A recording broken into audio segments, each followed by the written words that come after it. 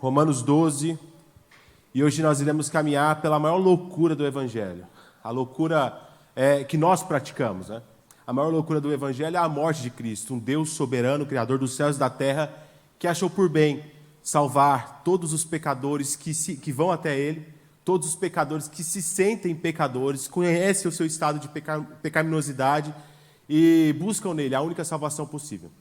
Mas a loucura que nós fazemos, Paulo nos conta em Romanos 12, é a maior loucura do Evangelho.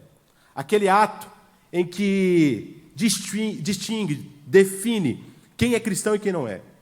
Quem entendeu o que é ser cristão e quem não entendeu o que é ser cristão. Paulo diz assim, rogo-vos, pois, irmãos, pela misericórdia de Deus, que apresentei os vossos corpos por sacrifício vivo, santo e agradável a Deus, que é o vosso culto racional. E não vos conformeis com este século, mas transformai-vos pela renovação da vossa mente, para que experimenteis qual seja a boa, agradável e perfeita vontade de Deus. Pai, a Tua palavra ela é suficiente, ela é única e ela é capaz. É o único caminho capaz de transformar as nossas mentes. Nós te pedimos, Pai, venha sobre nós nessa noite, que o Teu Espírito venha repousar sobre as nossas mentes, as nossas preocupações venham ser colocadas de lado. E a Tua palavra venha sobressair e mudar todo o nosso histórico, Pai. No nome de Jesus, amém. Amém? Meus irmãos, eu quero contar uma história antes de começar propriamente dito. Tem um mito, que ele é muito legal, que é o caminho de um homem que descobriu que era filho de um rei, Teseu. Ele descobriu que era filho de um rei, o rei de Atenas, e morava em uma região bem distante, uma cidade muito distante. Ao ter consciência que ele tinha uma herança divina, uma herança de rei, ele achou por bem ir encontrar com o seu pai e reclamar o seu estado, a sua posse, como herdeiro. Assim, ele pegou o seu trajeto e foi caminhando. Naquele tempo era feito a pé. E ele passou por um caminho, aquele caminho era um caminho muito perigoso, cheio de desafios, e ele enfrentou diversos desafios, diversos inimigos, dentre eles, um homem chamado Próxtus. Próxtus era um homem que ele tinha uma casa no meio do nada. Você que já fez uma viagem de mais de 12 horas sabe que vai dando 10 horas, vai dando 11 horas, você vai ficando assim, sem aguentar mais estar dentro do carro, você não aguenta mais a viagem, você fica cansado, e tudo que você quer é o quê? Um lugar para repousar. Depois de viajar muito, o desejo da alma do homem é um lugar para tomar um banho, tirar o tênis, descansar, trocar de roupa e se alimentar. E Próxtus, ele oferecia esse lugar. Ele tinha uma casa no meio do nada, e ele oferecia esse lugar como uma hospedagem. Só que, como eu disse, esse caminho era floreado, repleto de homens maus, e Próxtus fazia jus a isso. Era um homem cruel, um dos mais cruéis dos desafios que Teseu enfrentou. Ele fazia o seguinte, ele oferecia a sua casa e tinha uma cama, para que aquela pessoa pudesse repousar. E depois que o convidado repousava, ele ia lá e media. Se a pessoa não se encaixasse na cama, ele tomava uma atitude, ou duas atitudes. Se sobrasse perna, a cama fosse muito pequena para o tamanho dele, ele serrava a perna da pessoa. E se ficasse faltando, a cama fosse muito grande para o tamanho dele, ele esticava essa pessoa. Esse mito, essa história, deu origem a uma síndrome na psicologia chamada síndrome de Próxtus, que são pessoas que tentam se encaixar, se mutilar de acordo com o ambiente. Se ela está num ambiente onde as pessoas vão lá e começam a xingar, ela começa automaticamente a xingar também, porque ela quer se encaixar naquilo ali. Se ela está num ambiente onde as pessoas são corruptas, ela se contamina com essa corrupção e começa a também ser corrupta, começa a adquirir. Já viu aquelas pessoas que elas são... elas começam a conviver com gaúcho e começam a falar igual gaúcho, começam a conviver com goiano, começam a falar igual goiano, só que não em um sentido muito mais extremo deste acontecimento. As pessoas são completamente influenciadas, elas se mutilam para se adequar ao meio. Isso é reflexo de um vazio na alma, de se sentir aceito. Uma busca por aceitação, uma busca por uma adequação que nos conduz para além daquilo que Cristo nos chamou. Paulo, no capítulo 12, a carta aos Romanos é algo magnífico. No meu ponto de vista, é a carta mais bela dos livros do Novo Testamento. É o livro mais lindo que tem.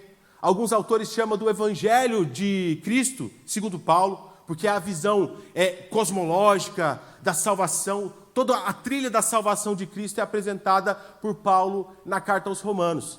Alguns detalhes saltam nessa carta e nos fazem entender com mais profundidade as aplicabilidades, as aplicações dos conceitos que Paulo nos dá aqui. Um dos primeiros pontos que nós vemos é que Paulo não conhecia aquela igreja. Paulo ele nunca tinha tido contato com a igreja de Roma. A igreja de Roma era uma igreja que ele tinha ouvido falar. Diversas igrejas no Novo Testamento, quem implantou foi Paulo. A maioria das igrejas na região da Galácia é fruto do trabalho de Paulo. A igreja que se consolidou em Filipos, fruto da pregação de Paulo, começou ali na casa de Lídia e depois foi se espalhando. Mas a igreja de Roma não. A igreja de Roma foi uma igreja que surgiu. Paulo não tinha conhecimento de como aquela igreja tinha, ou pelo menos tinha, mas não relatou na carta, mas não tinha sido obra dele, não tinha sido trabalho do seu labor em prol do evangelho. Mas Paulo tinha um plano: propagar o evangelho até os confins da terra, porque ele sabia que essa era a vontade de Deus, e fazer discípulo de todas as nações. Ele não se limitava a viver o evangelho no seu reduto. Para você, um personal Jesus, um Jesus de estimação, um Jesusinho meu que eu guardo, que eu não falo para ninguém, que vem aqui, afaga a minha mente, afaga o meu coração, de vez em quando me dá uns brindezinhos de milagre, de cura, de libertação. Não! Paulo, ele tinha sido tocado de forma tão profunda por Cristo, que ele não se sentia à vontade em fazer só o básico, em fazer só aquilo que aparecia. Ele gastava e se desgastava em favor do evangelho, porque ele entendeu o que era a misericórdia da graça. E assim, ele mandou uma carta, um memorando, ele mandou uma carta de apresentação de quem ele era. E essa carta é magnífica. Até o capítulo 11, nós temos uma minúcia, uma minuciosa sistemática. Paulo ele destrincha pontos fundamentais da teologia, da graça, da salvação, do que é o evangelho.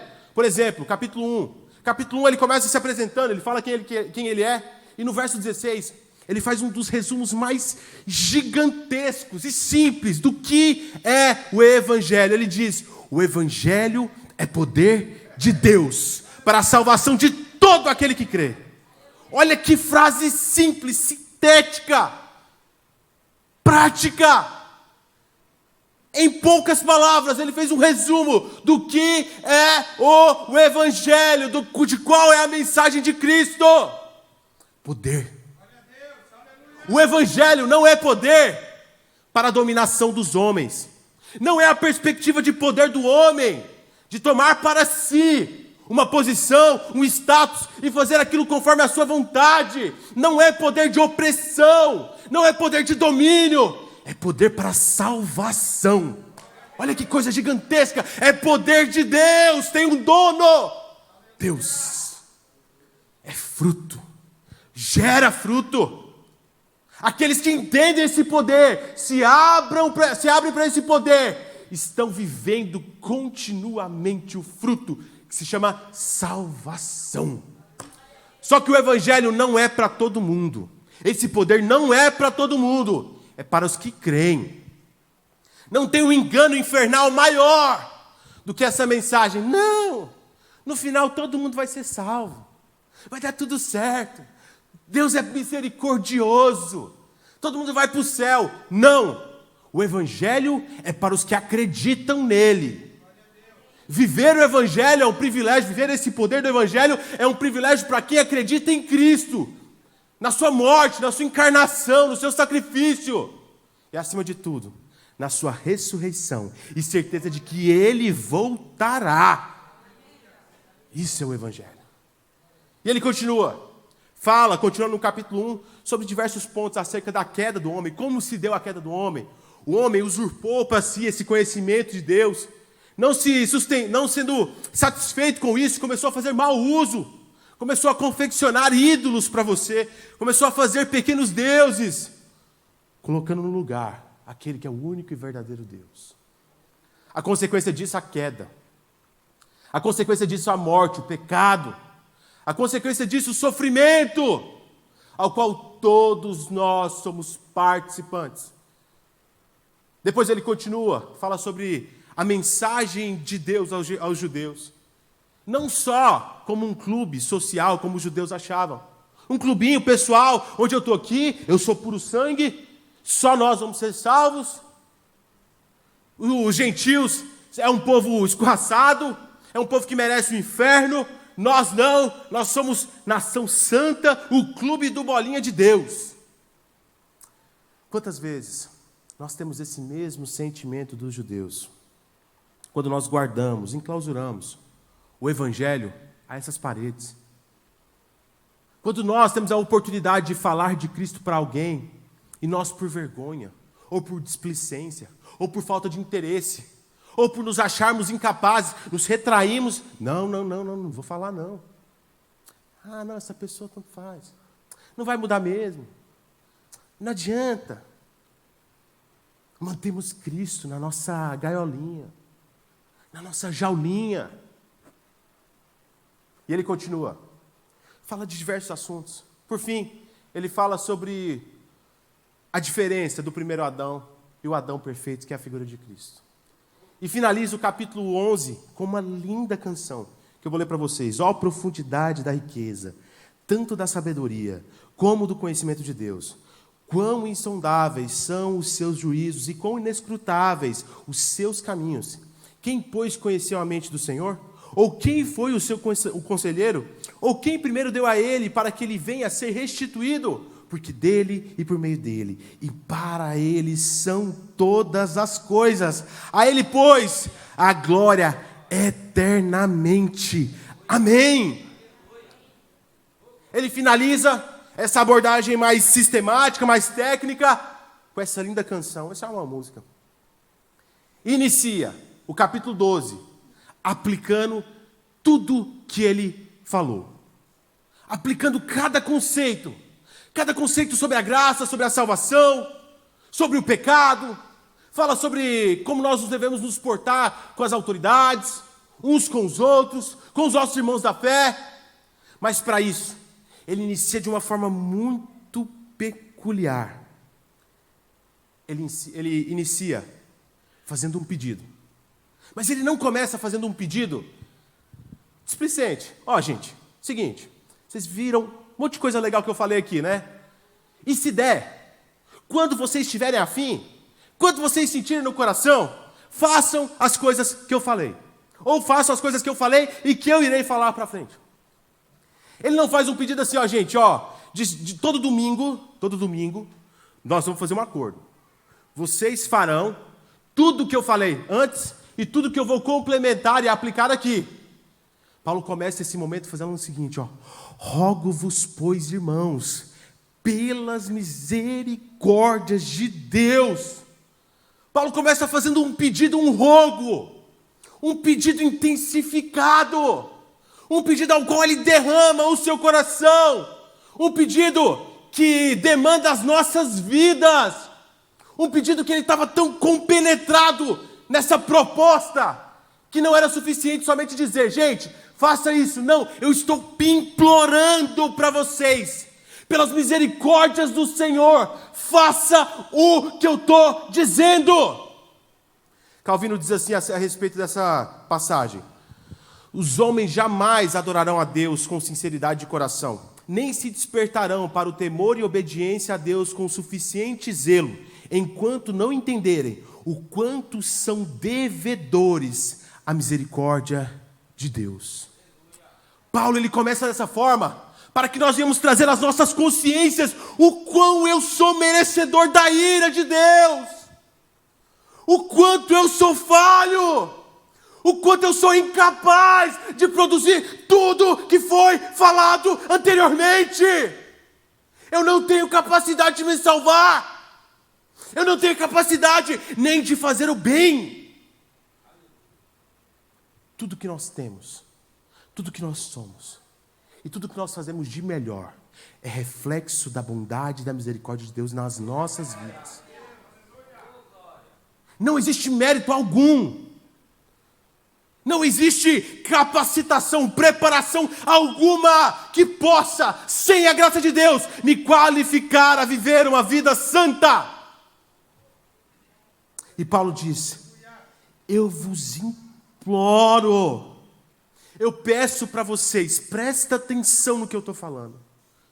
Pela misericórdia de Deus, faça isso. Não brinque com o que eu vou dizer para vocês agora. Não leve de forma displicente. Não leve esse conselho nas coxas de qualquer forma. Não, eu vos imploro, pela misericórdia de Deus, ofereçam os seus corpos como sacrifício vivo ao Senhor. Isso é uma loucura. O que Paulo pede para cada um de nós é uma loucura. Para nós, eu nunca tive o desprazer, graças ao bom Deus, de ver um sacrifício, né? Eu nunca frequentei religiões afro, nunca tive essa experiência, por livramento de Deus. Eu nunca vi uma galinha sendo morta, eu nunca vi um carneiro sendo morto, graças a Deus, né? Mas para o pessoal que Paulo está escrevendo aqui, todos eles estavam acostumados com sacrifício. Para eles, o termo sacrifício, além de tudo, a sua prática, era algo comum. Porque tanto para os judeus, quanto para os pagãos, fazer sacrifício era algo religioso, cotidiano. Pelo menos uma vez por mês eles iam ter contato com algum tipo de sacrifício a um deus pagão grego, ou eles iriam a Jerusalém fazer o seu sacrifício no templo de Jerusalém. Era algo que eles já tinham visto, vivido, e a maioria esmagadora deles praticado. Eles sabiam o que era um sacrifício. Nós estamos no imaginário coletivo do que é sacrifício. Esses irmãos de Roma, não. Eles sabiam minuciosamente o que era um sacrifício. E, acima de tudo, eles sabiam qual era o produto final do sacrifício. Qual era o produto final do sacrifício, gente? A morte. Qual que era o último ato do elemento que era oferecido em sacrifício? Ser degolado. O sangue. A vida se esvaindo. O ato de sacrifício, ele finalizava em morte. Mas aí Paulo vem com a loucura. Gente, vocês vão se oferecer em sacrifício. Mas o sacrifício não é mais segundo os preceitos humanos. É um sacrifício divino. Um sacrifício que gera vida. Vocês devem se oferecer como sacrifício vivo ao Senhor. Em Cristo, tudo se fez novo. Nele, a morte não se deteve. Ele não fez Cristo cativo. A morte não tem poder sobre o Salvador. Ele ressuscitou. Ele ressuscitou. Ele nos dá vida. Você tem vida. Você tem vida. Porque Ele ressuscitou. Logo, seja um sacrifício vivo ao Senhor. Nele as coisas foram reorientadas. Quando você aceita Jesus como Senhor e Salvador, toda a sua vida é ressignificada em todos os níveis, chegando ao ponto de até mesmo um ato sacrificial se tornar vida e não mais morte. Para nós, gente, a nossa linguagem, quando se fala em sacrifício, nos conduz muito à perspectiva de algo que vai me gerar prejuízo, que vai me gerar abrir mão de alguma situação. Eu vou fazer, gente, eu vou lá fazer esse sacrifício por você. Eu vou lá buscar fulano, eu faço esse sacrifício por você. Mas aqui, gente, sacrifício é um ato litúrgico e ritualístico que gerava necessariamente morte. O elemento colocado sobre o altar tinha que morrer. Não tinha conversa. Por isso que é loucura.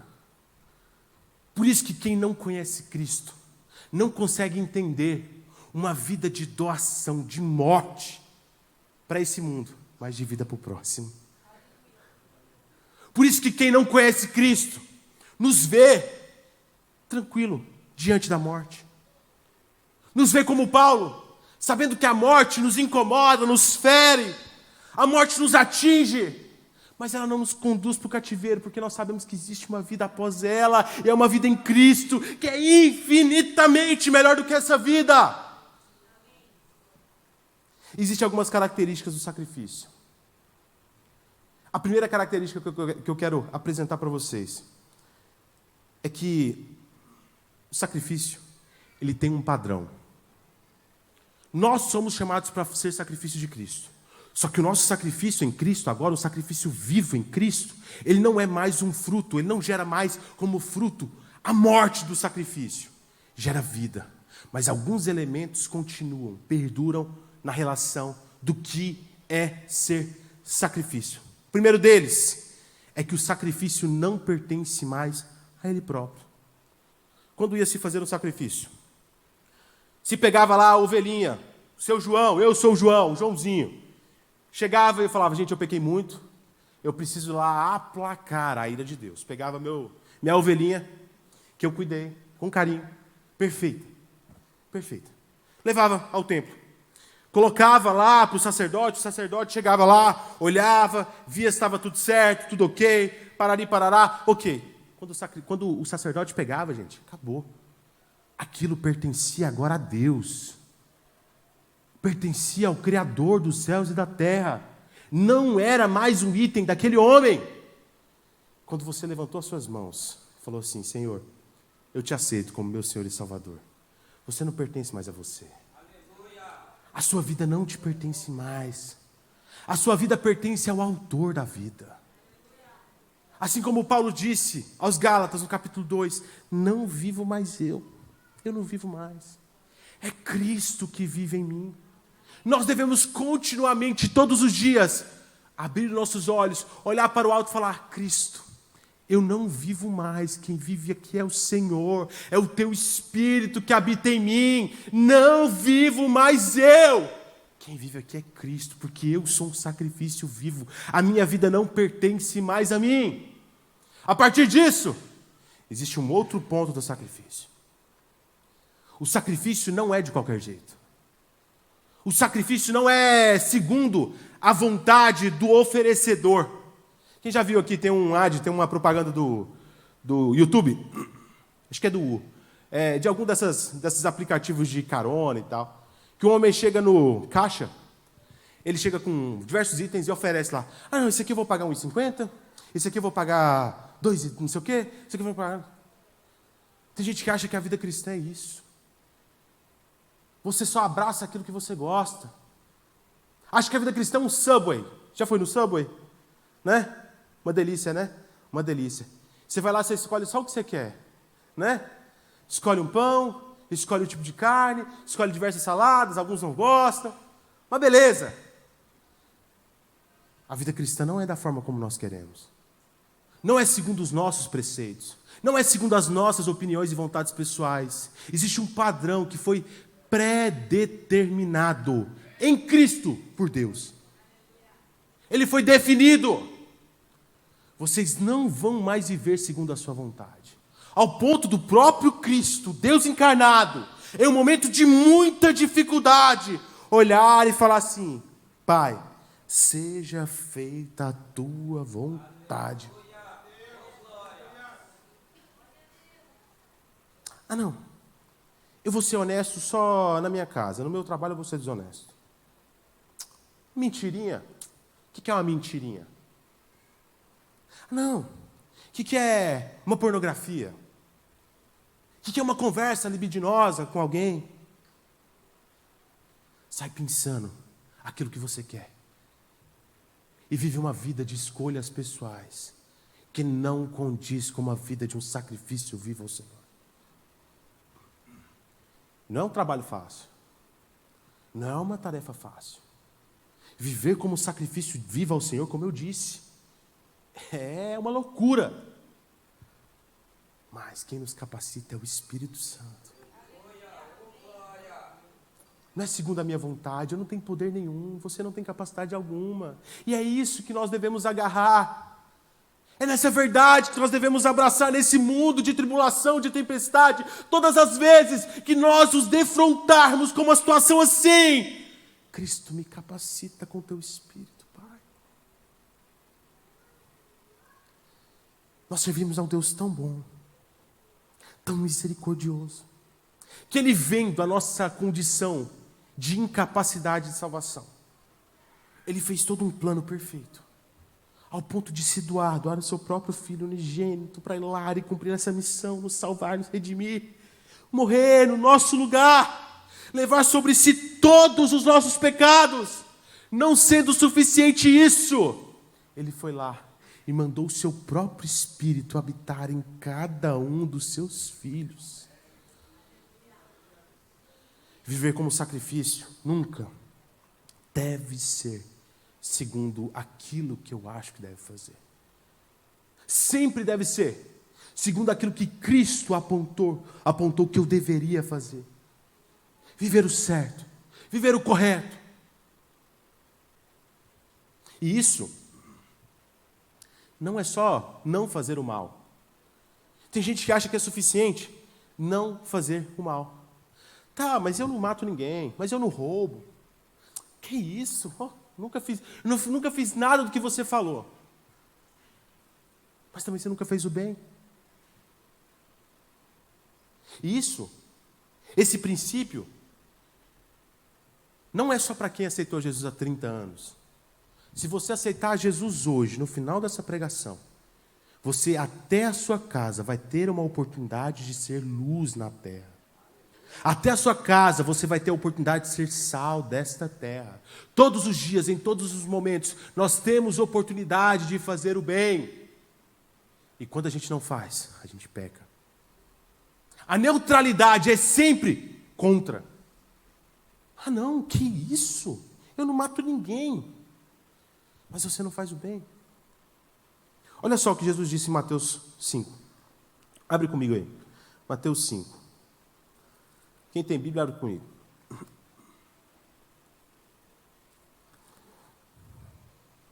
Mateus 5, verso 40.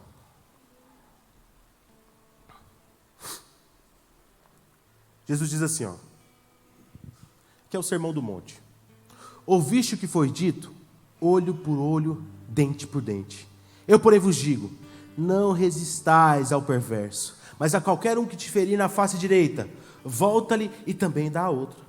E ao que quer demandar contigo e tirar-lhe a túnica, deixe que leve também a capa.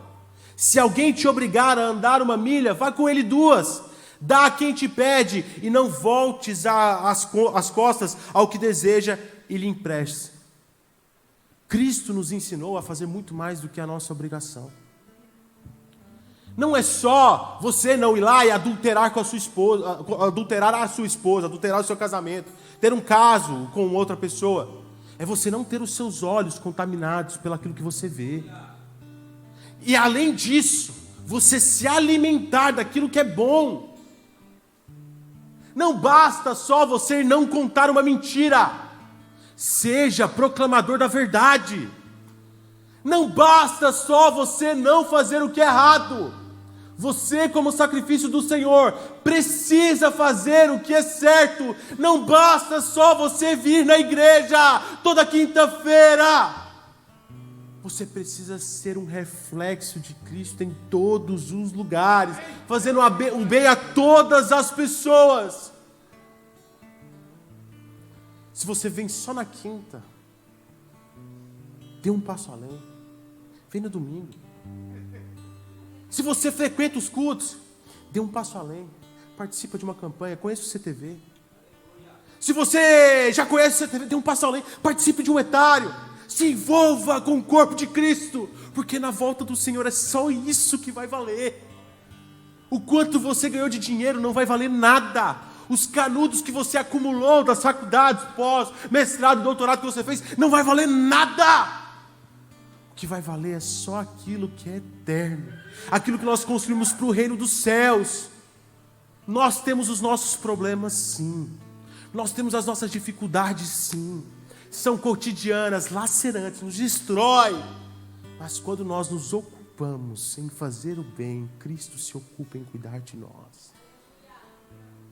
E é muito melhor quando Ele cuida de mim, porque Ele sabe o que eu preciso exatamente. É muito melhor quando Ele cuida de mim, porque Ele sabe a direção que eu devo caminhar. Ter Cristo como o Senhor das nossas vidas é muito melhor do que ser o próprio dono da nossa vida. os nossos caminhos são de morte, mas o caminho dos céus é de vida e vida eterna, vida e vida com abundância. Nessa noite que você não venha se contentar com uma vida que seja menos do que um sacrifício vivo ao Senhor. Que nessa noite você venha sair da neutralidade. Que nessa noite o seu relacionamento com Deus venha se estreitar e você venha entender que você é que precisa de Deus, não é Deus que precisa de você. Vir ao culto não é um favor que você faz para Deus. É Deus que fez um favor de te encontrar. É Deus que fez um favor de te salvar, de te libertar, te dar a possibilidade de enfrentar problemas, sim, mas em meio aos problemas, ter o privilégio de olhar para o alto e dizer: Abba, Pai, me socorre, Pai. Socorre, Pai. Ter a oportunidade de estar passando por uma enfermidade, mas ter a certeza de que Deus é poderoso para curar. Enfrentar um problema financeiro, mas saber que nós servimos a um Deus que não irá nos desamparar. Ter o nosso coração amassado pela tristeza, mas saber que o choro pode durar uma noite, mas a alegria vem pelo amanhecer. Saber que mesmo no meio ao sofrimento, Deus não larga as nossas mãos. O mundo não tem essa oportunidade. O mundo não tem esse privilégio. No mundo tereis aflição, mas tende bom ânimo. Cristo venceu o mundo.